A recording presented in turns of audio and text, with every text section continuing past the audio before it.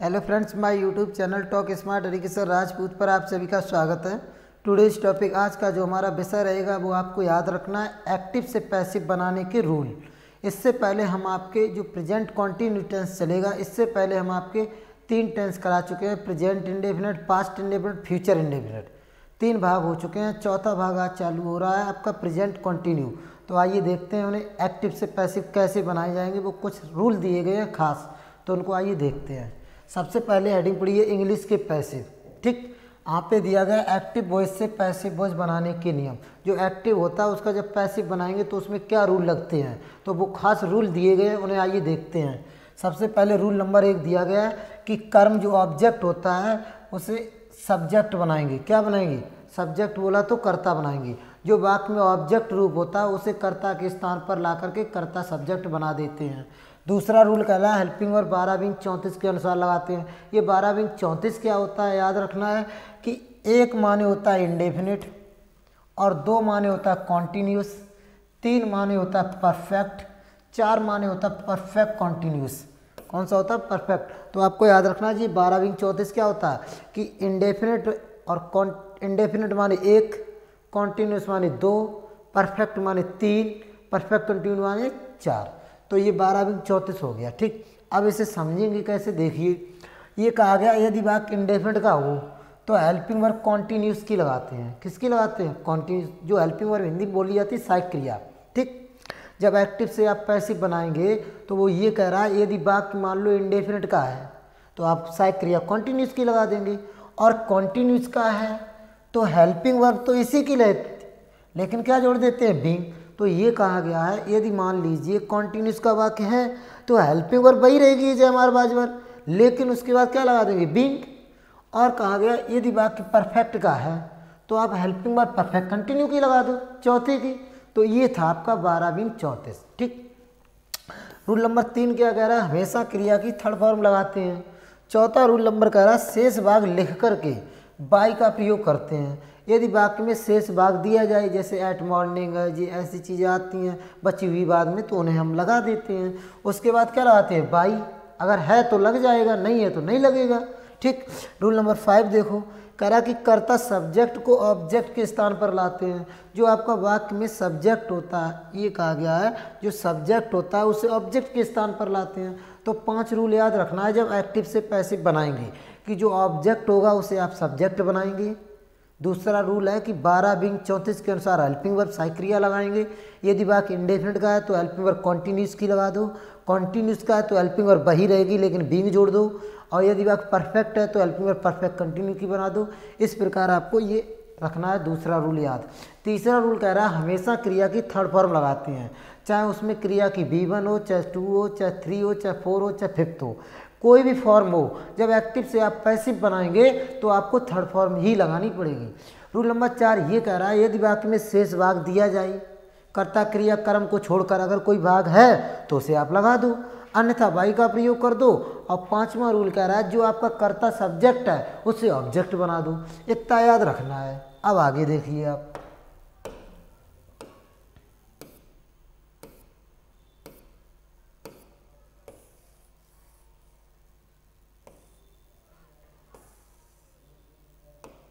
अब आगे क्या दिया गया देखिए जरा। सबसे पहले हेडिंग पड़ी हुई है प्रेजेंट कॉन्टिन्यू टेंस, इसी के 5 रूल थे। ठीक, अब क्या कह रहा है कि रूल नंबर 1 अफर्मेटिव सेंटेंस। जब आपका वाक्य साधारण है तो क्या करेंगे? सबसे पहले कह रहा है न्यू सब्जेक्ट लगाइए, उसके हिसाब से इज-एम-आर लग जाएगा, फिर बीइंग लग जाएगा, क्रिया की थर्ड फॉर्म हो जाएगी, फिर शेष भाग लगा देंगे, फिर बाय न्यू ऑब्जेक्ट। अब ये क्या है? New subject new object. ये आपको याद रखना है। जैसे मान लीजिए एस दिया गया है, क्या दिया गया? एस। जैसे हमने यहाँ पे आपका एस लिख दिया, यहाँ B3 या B1 लिख दिया, यहाँ O लिख दिया, तो O माने होता है ऑब्जेक्ट। क्या होता है? ऑब्जेक्ट। एस माने होता है सब्जेक्ट। तो जो ऑब्जेक्ट होता है उसे आप बनाएंगे सब्जेक्ट। क्या बनाएंगे? सब्जेक्ट। और जो सब्जेक्ट होता है उसे ऑब्जेक्ट बनाएंगे। कहने का मतलब हुआ है यदि वाक्य में ऑब्जेक्ट दिया जाए तो उसे सब्जेक्ट के साथ स्थान दे दो, उसे सब्जेक्ट के स्थान पर ले आओ, और जो सब्जेक्ट हो उसे ऑब्जेक्ट के स्थान पर ले आओ, अब ये क्रिया की B1 होती है, एक B2 होती है, एक B3 होती है, एक B4 होती है, एक B5 होती है। कहने का मतलब क्रिया की 5 फॉर्में होती हैं। यदि वाक्य में कोई भी हो तो आपको थर्ड फॉर्म ही लगानी होगी। ठीक, तो इसका मतलब समझ गए कि ओ माने ऑब्जेक्ट, ऑब्जेक्ट को सब्जेक्ट के स्थान पर लाएंगे, सब्जेक्ट को ऑब्जेक्ट के स्थान पर लाएंगे, और क्रिया की कोई भी फॉर्म हो, जब आप एक्टिव से पैसिव बनाएंगे तो थर्ड फॉर्म आएगा। और यही रूल अभी हमने आपको 5 बताए थे कि पहला रूल था कि जो ऑब्जेक्ट हो उसे सब्जेक्ट बना दो। ठीक, दूसरा रूल था हेल्पिंग वर्ब 12 बिन 34 के अनुसार लगा दो। मान लीजिए वाक्य इंडेफिनिट का है तो हेल्पिंग वर्ब कॉन्टिन्यूस की लगा दो, और यदि कॉन्टिन्यूस का है तो हेल्पिंग तो वही रहेगी लेकिन बीइंग जोड़ दो, और यदि वाक्य परफेक्ट का है तो हेल्पिंग वर्ब परफेक्ट कंटिन्यूस की लगा दो। तीसरा रूल याद रखना है कि शेष भाग क्रिया की थर्ड फॉर्म लगा दो। चौथा रूल याद रखना है शेष भाग लिख दो, अगर है वाक्य में, नहीं है तो ना लगाएं, फिर बाई लगा दो, फिर जो सब्जेक्ट हो उसे ऑब्जेक्ट बना दो। यही रूल याद रखने हैं। तो देखिए I am writing a letter, तो इसमें ए लेटर क्या है, ऑब्जेक्ट, इससे क्या बनाएंगे, सब्जेक्ट, तो ए लेटर कर दो, ए लेटर। अब आप एक बात ध्यान दो, यहाँ पे आई क्या था, सब्जेक्ट, और ये क्या था, ऑब्जेक्ट। तो ऑब्जेक्ट को हमने सब्जेक्ट बनाया, इसीलिए ये क्या होगा, न्यू सब्जेक्ट, क्योंकि पुराना वाला तो हमारा आई है, तो जब आई लगेगा नहीं तो ये हमारा ऑब्जेक्ट को हमने सब्जेक्ट बनाया, इसलिए ये न्यू सब्जेक्ट हो गया, इसीलिए फॉर्मूला में लिखा गया न्यू सब्जेक्ट। अब न्यू सब्जेक्ट आपका अगर सिंगुलर है तो इज लगा दो, प्लूरल है तो आर लगा दो, अगर आई है तो एम लगा दो। तो ए लेटर एक वचन है तो इसमें आप इज लगा दो।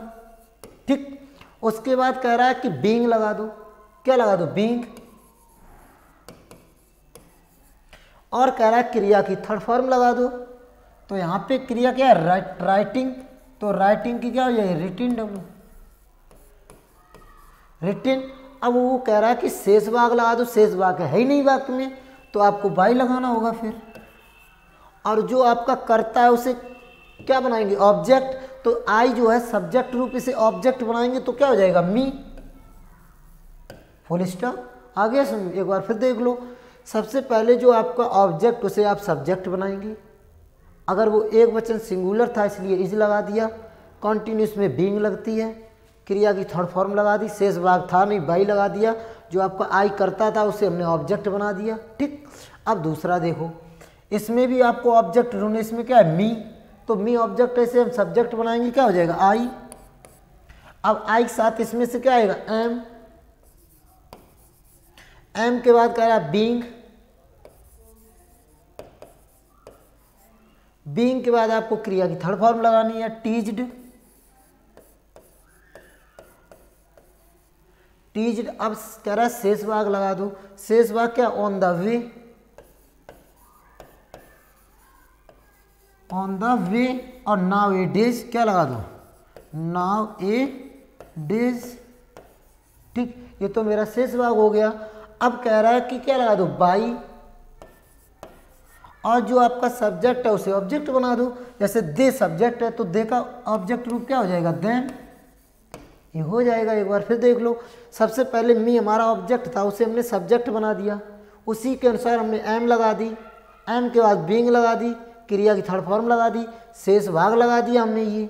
ठीक, फिर हमने शेष भाग बाद बाई लगा दी, इसमें ऑब्जेक्ट बना दिया, इसमें शेष भाग था नहीं इसलिए नहीं लगाया, जब होगा तो लगा देंगे, नहीं होगा तो नहीं लगेगा। आगे देखिए रूल नंबर 2,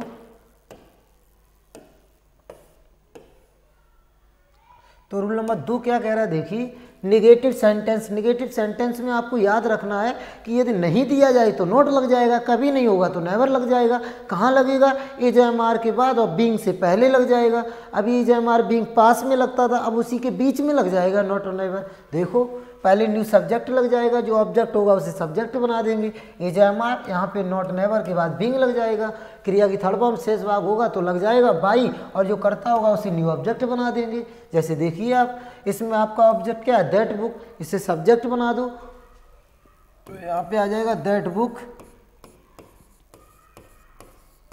अब दैट बुक एक वचन सिंगुलर है तो इज आएगा। अब इसमें नॉट है, नेवर है ही नहीं, तो नॉट लगा दो आप, नॉट के बाद बीइंग कर दो, क्रिया की थर्ड फॉर्म लगा दो, रीड, उसके बाद आपको लगाना है शेष भाग है ही नहीं वाक्य में, तो बाई लगा दो। उसके बाद आपका इसमें जो सब्जेक्ट है उसे ऑब्जेक्ट बना दो, तो यू सब्जेक्ट है, इसे ऑब्जेक्ट बनाएंगे तो यू का ऑब्जेक्ट यू ही रहता है। एक बार फिर देख लो, जैसे दैट बुक को हमने बनाया सब्जेक्ट, एक वचन था इज कर दिया, नहीं के लिए नॉट लगा दी, फिर बीइंग कर दी, थर्ड फॉर्म कर दी, शेष भाग है ही नहीं तो बाई लगा दिया, सब्जेक्ट यू था उसे हमने ऑब्जेक्ट बना दिया। सी इज नेवर टेलिंग ए लाई, तो इसमें क्या लाएंगे ए लाई, ठीक, ए लाई हो गया। अब इसमें एक वचन है तो आप इज लगा दो, अब कभी नहीं है तो नेवर लग जाएगा ना, नेवर बाद बीइंग लगा दो। अब बीइंग के बाद कह रहा है कि क्रिया की थर्ड फॉर्म लगा दो, जैसे इसमें टेलिंग है तो आपको थर्ड फॉर्म कर दो, टोल्ड ए लाई, टोल्ड हो जाएगा ना। शेष भाग है नहीं इसमें, ये तो हमारा ऑब्जेक्ट सब्जेक्ट बना दिया, उसके बाद इज लगा दी, नेवर था लगा दिया, बीइंग हो गया, थर्ड फॉर्म हो गई, शेष भाग है ही नहीं तो बाई लगा दो। और जो कर्ता आपका सी है उसे कर्म बनाएंगे तो हर हो जाएगा, फुल स्टॉप लगा दो। ठीक, आगे देखिए आप,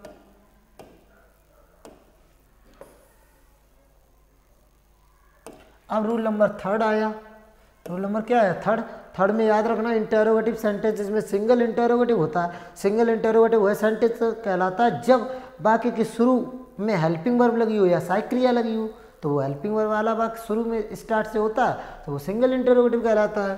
जैसे देखिए आप, आ रहा है इसमें इज है, इसमें आ रहा है इसमें इज है, तो ये सब कैसे है? सिंगल इंटरोगेटिव है, क्योंकि शुरू में इसमें हेल्पिंग वर्ब लगी हुई है। तो इसमें क्या करते हैं, पहले हेल्पिंग वर्ब लगा देते हैं, फिर न्यू सब्जेक्ट लगाते हैं। अगर ये चीज़ें होती हैं नेवर एवर नॉट तो लग जाएगा, ना था बीइंग B3 और कॉम्प्लीमेंट बाय न्यू ऑब्जेक्ट। ये चीज़ ध्यान रखना है आपको। तो जैसे देखिए अब आर वी बाइंग बुक्स, तो इसे ऑब्जेक्ट को उठाएंगे सब्जेक्ट बनाएंगे तो ये सब्जेक्ट प्लूरल हो जाएगा, तो हमें आर लगानी होगी पहले। अब बुक्स कर दो आप, ठीक। उसके बाद फॉर्मूला कह रहा है नेवर एवर नॉट, इनमें से कोई चीज़ है ही नहीं तो आप ना लगाएं, बीइंग लगा दो।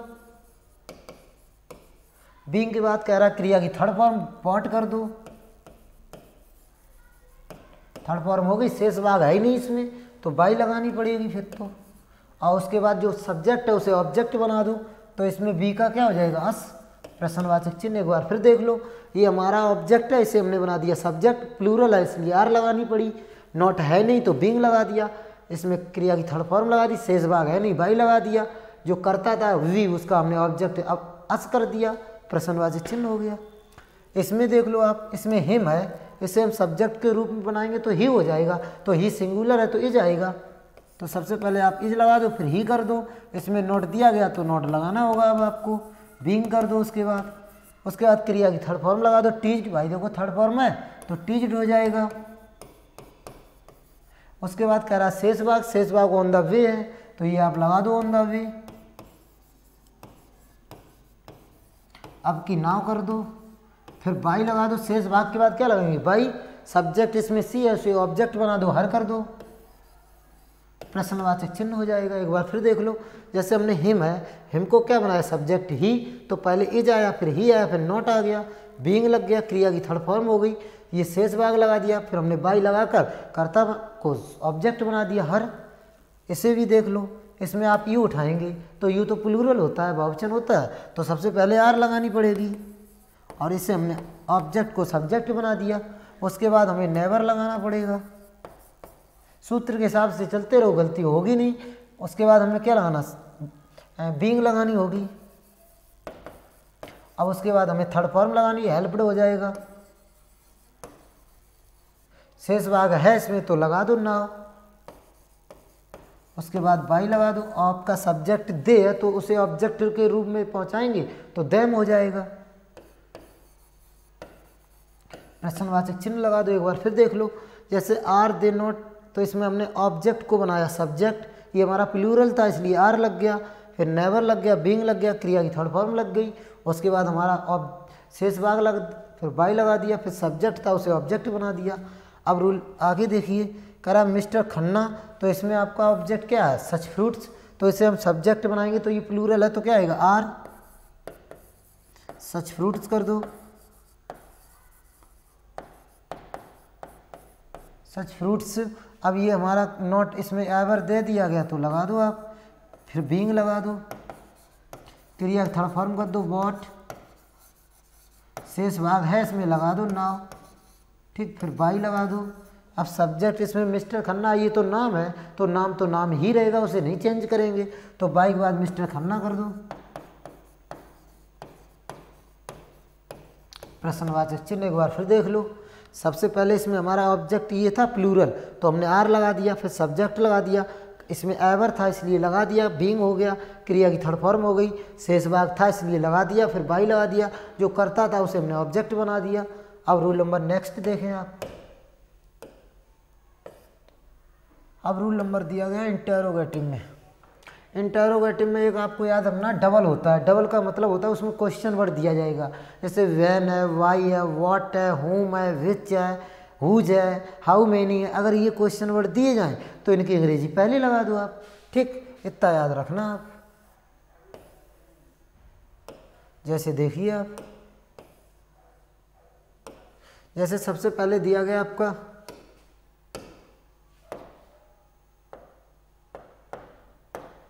क्वेश्चन वर्ड, और फिर इजएमआर, फिर new subject, never ever not, अगर नेवर एवर नॉट हो तो लगा दो, अन्यथा ना लगाएं। बीइंग क्रिया की थर्ड फॉर्म, शेष भाग हो तो लगा दो बाई, न्यू ऑब्जेक्ट, प्रश्नवाचक चिन्ह।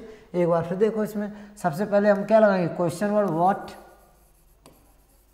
अब ऑब्जेक्ट क्या है इसमें, यू तो हमारा प्लूरल है तो इसमें से क्या आएगा, आर।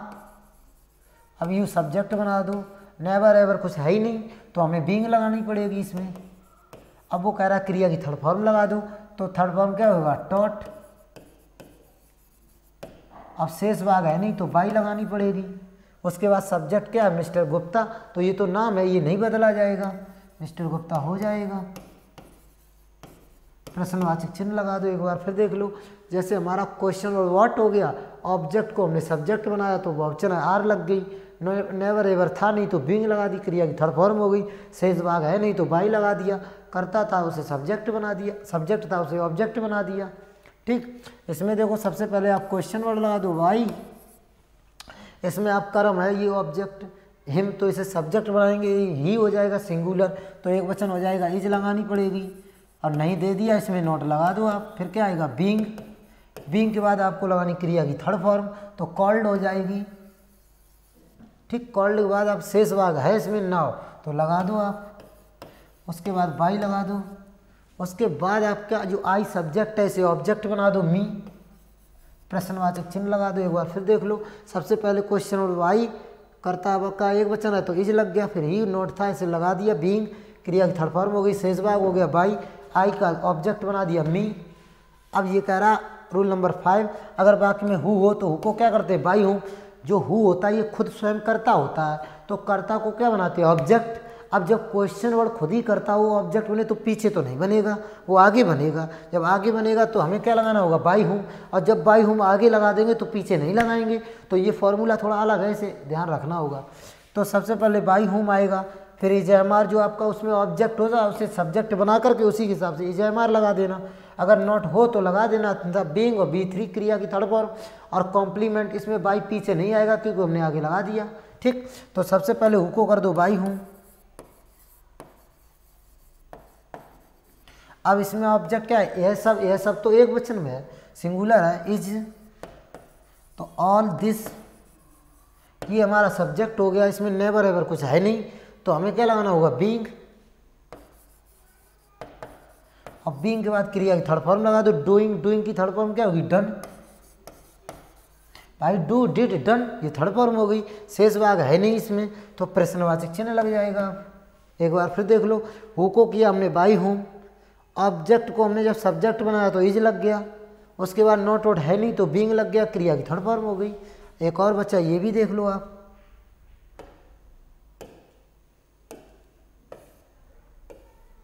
ये कह रहा कि हु को क्या कर दो, बाई हूँ,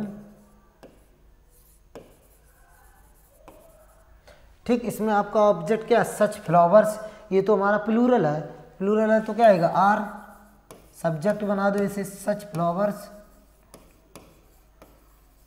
ठीक। अब इसमें नेवर एवर देखना होगा क्या है, नॉट, तो नॉट लगाना पड़ेगा आपको, नॉट के बाद बीइंग लगा दो, और बीइंग के बाद आपको लगाना होगा इसमें शेष भाग नहीं, उससे पहले आपको थर्ड फॉर्म लगानी। थर्ड फॉर्म क्या हो जाएगा, प्लग्ड। उसके बाद शेष भाग लगाना होगा नाउ। अब इसमें बाई लगेगा नहीं क्योंकि हमने आगे लगा दिया। तो ये आपका फिनिश हो गया। That's all, thanks all watching so much.